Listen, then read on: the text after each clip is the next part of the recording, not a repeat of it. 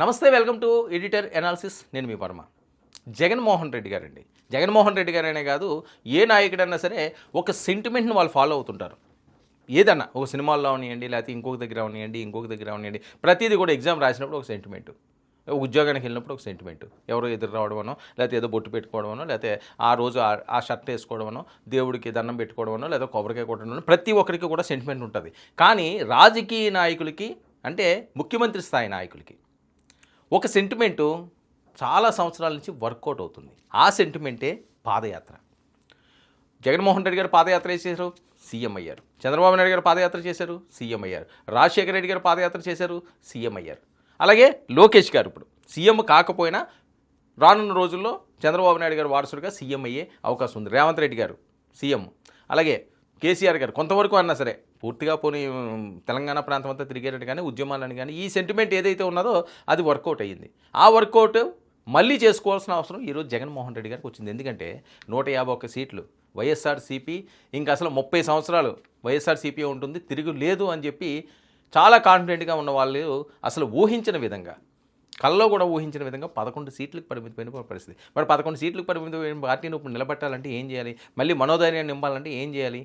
ఈయనేదో తాడేపల్లి వాళ్ళ ఆఫీసులోనో, లేకపోతే వాళ్ళ ఇంట్లోనో, అలాగే లేకపోతే విజయవాడ ప్రాంతంలోనో, లేకపోతే వేరే ప్రాంతానికి వెళ్ళి అప్పుడప్పుడు ఆయన అలాగా కనిపించి మీటింగ్లు పెట్టి చేస్తే ఇప్పుడున్నాయి. అంటే ఇది ఎంత బలంగా అయిపోయింది కాబట్టి అలా వర్కౌట్ అవుతామో, కానీ చాలా బలంగా ఉంది ఈరోజు కూటమి. 3 పార్టీల కలయిక, అది కంటిన్యూగా 15 సంవత్సరాలు ఉంటారని చెప్పి వాళ్ళు ఫిక్స్ అయిపోయారు. ప్రచారాలు ఇప్పటి నుంచి చేసేస్తున్నారు. సో ఈ టైంలో మళ్ళీ ప్రజలను మమేకం చేయాలన్నా, లేకపోతే ప్రజలతోటి ఈయన ఇంటరాక్ట్ అవ్వాలన్నా, నేను ఏదో పొరపాటు చేశాను మళ్ళీ ఇది రానివ్వను అని చెప్పి చెప్పుకోవాలి అంటే పాదయాత్ర చేయాల్సిన అవసరం ఉంది. మరి పాదయాత్ర ఏ రకంగా చేస్తారు? ఈయన పాదయాత్ర చేసే అంత టైం ఉందో?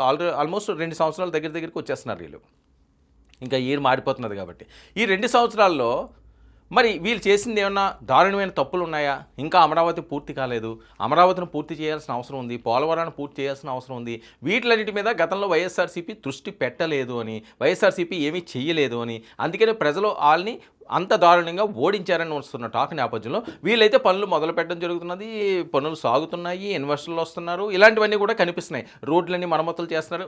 గతంలో ఏవైతే ఇబ్బందులు పడ్డాయో, ఏవైతే వాళ్ళకి పూర్తి నెగిటివ్ అయిందో దాన్ని అన్నింటినీ కూడా ఒకటే సెట్ చేసుకుంటూ కడుక్కుంటూ వస్తున్నారు వీళ్ళు. సో ఇలాంటి టైంలో జగన్మోహన్ రెడ్డి గారు పాదయాత్ర చేయాలి అని చెప్పి ఆయన నిర్ణయించుకున్నారు. పాదయాత్ర చేయాలి అంటే సామాన్యమైన విషయమా? ఇప్పుడున్న పరిస్థితుల్లోని పాదయాత్ర చేయడానికి ఆయన ఫిక్స్ అయిపోయాడు. రెండోసారి పాదయాత్ర, ఇది ఒక రికార్డ్ అవుతుందేమో. ఎందుకంటే 2 సంవత్సరాలు అంటే 24 నెలలు స్కెడ్యూల్ కూడా సర్వం సిద్ధమైందని, 24 నెలల్లో 5,000 కిలోమీటర్లు ఆయన పాదయాత్ర చేయడానికి సర్వం సిద్ధం చేసుకున్నారు. మరి 5,000 కిలోమీటర్లు ఏంటి రకంగా రూట్ మ్యాప్ ఉంటుంది? పండగ తర్వాత ఆయన మొదలు పెడతారు, ఫిబ్రవరి 1st వీక్లో కానీ, లేకపోతే పండగ వెళ్ళిపోయిన తర్వాత కానీ. ఎందుకంటే పండగ చాలా ముఖ్యం కాబట్టి ఆంధ్రప్రదేశ్ ప్రజలకి పండగ అయిపోయిన తర్వాత శుభసూచకంగా ఉంటుందని ఆయన పాదయాత్రలకు వెళ్తారు. మరి పాదయాత్ర ఈ సెంటిమెంటు ఈసారి జగన్మోహన్ రెడ్డి గారికి వర్కౌట్ అవుతుందా? ఆయన గెలుపు వైపు తీసుకువెళ్తుందా? చాలా ఇంట్రెస్టింగ్గా ఉండబోతున్నాయి ఈ రాజకీయాలు. ఇక వైసీపీ అధినేత జగన్ మరోసారి భారీ పాదయాత్ర, 2 ఏళ్ల పాటు జనంలోనే ఉంటానంటూ సంకేతాలు. గతంలో 3,650 కిలోమీటర్ల పాదయాత్ర చేసిన జగన్ ఈసారి 5,000 కిలోమీటర్లు వరకు పెంచినట్లు వస్తున్న వార్తలు. జగన్ 2.0 పాదయాత్ర 2 ఏళ్ల పాటు సుదీర్ఘంగా సాగనుంది అని. పాదయాత్ర మళ్ళీ ఎందుకు? రాజకీయ లెక్కలేమిటి? 2029 ఎన్నికల్లో మళ్ళీ రీఎంట్రీ కావాలంటే ప్రజల మధ్య ప్రయాణమే ఒకటే మార్గం అని జగన్మోహన్ రెడ్డి గారు భావన. ఇక పాదయాత్ర చేసిన నేతలు తర్వాత గెలిచారన్న సెంటిమెంటు జగన్ నిర్ణయానికి ప్రధాన కారణమని రాజకీయ వర్గాల అంచనా. ఈసారి యాత్ర మరింత భారీగా, మరింత దూకుడుగా ఉండబోతుందని, ఇక మరింత సుదీర్ఘంగా కొనసాగేలా ప్లాన్ చేస్తున్నట్లు పార్టీ వర్గాల లీకులు. ఇక ఎన్నికలు ఇంకా 3 ఏళ్ళు, కానీ జగన్ ఇప్పటి నుంచే ప్లానింగ్. కూటమి ప్రభుత్వం అధికారంలోకి వచ్చిన 1.5 ఏళ్ల మాత్రమే అయినా మరో ఏడాదిలో జగన్ పాదయాత్ర స్టార్ట్ చేసే అవకాశం. యాత్ర మొదలు పెడితే ఎలక్షన్ నోటిఫికేషన్ వచ్చే వరకు జనంతోనే ఉండాలని ఆలోచన. ఒక్కరోజు కూడా విరామం లేకుండా యాత్ర కొనసాగాలి. జాగ్రత్తగా ప్లాన్ చేయమని పార్టీ నేతలకు ఆదేశాలు కూడా ఇచ్చేసినట్లుగా టాకు. పొలిటికల్ థ్రిల్లర్ రీఎంట్రీ ఉండాలని ఆదేశాలు ఇచ్చారని సమాచారం. ఇక ప్రస్తుతం ప్రజల దూరం ముఖం చాటేయడం అదే జగన్కు ప్రధాన మైనస్ అంటూ ప్రచారం.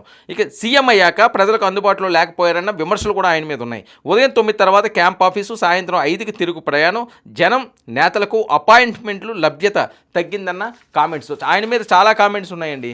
సీఎం నిజంగా ఆయనకు ఒక గొప్ప అవకాశాన్ని ఇచ్చారు ఆంధ్రప్రదేశ్ ప్రజలు. కానీ మరి ఇది ఎందుకు నిలబెట్టుకోలేకపోయారో, ఎక్కడ తప్పులు జరిగినాయో, ఎక్కడ ఏమున్నాయో చూడాల్సిన పరిస్థితి. సో ఇలాంటి టైంలో ఈ ఇమేజ్ వల్లే గత ఎన్నికల్లో వైసీపీకి ఘోర ఓటమి అని రాజకీయ విశ్లేషకులు.